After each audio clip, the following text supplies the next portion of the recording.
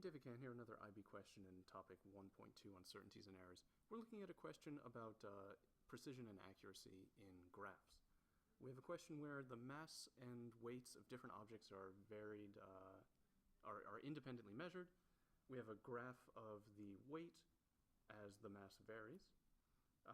And we want to know whether the measurements show a significant systematic error and a small random error, a significant random error and a small systematic error, whether they are precise but not accurate, and whether the weight of the object is proportional to its mass.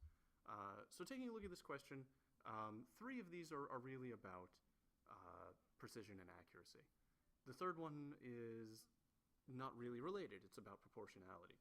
We know that weight is proportional to its mass, so that seems like it might be the correct answer.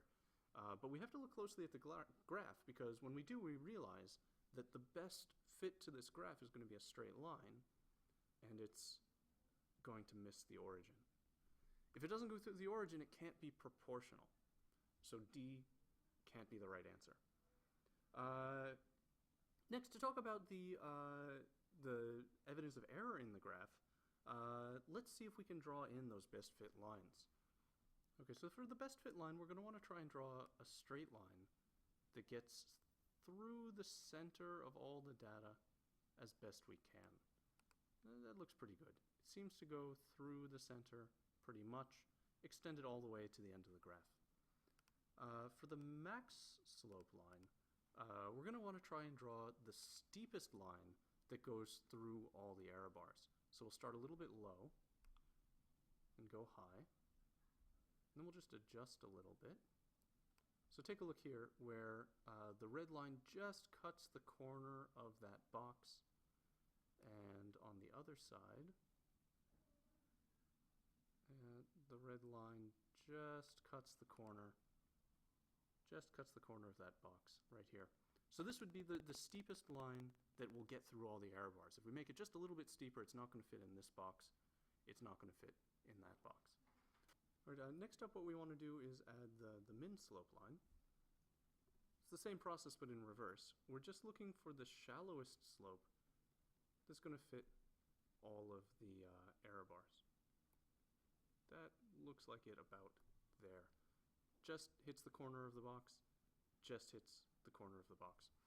Now we can start to evaluate things like the systematic errors and random errors. Evidence of systematic error is something not going through the origin that should, or something not going through the right part of the y-intercept that you expect it to.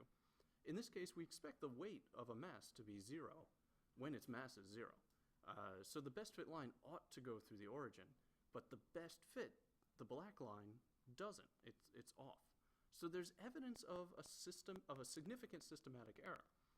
Sometimes you can get this kind of systematic error evidence due to random errors, just because your data is sort of all over the place. But if we look at the data itself, it's all in a nice straight line. The error bars are pretty small, such that even the steepest slope only just barely hits the origin.